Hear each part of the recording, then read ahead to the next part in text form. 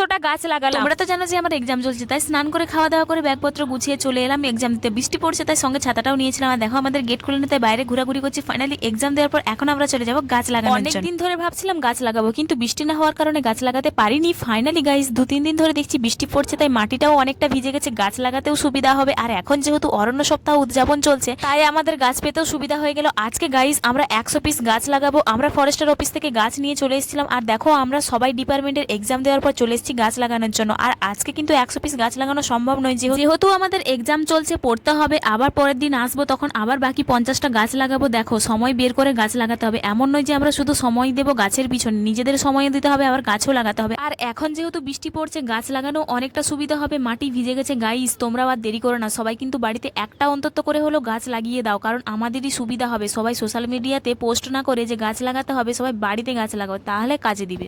আমাদের অনেক গাছের দরকার গাইস।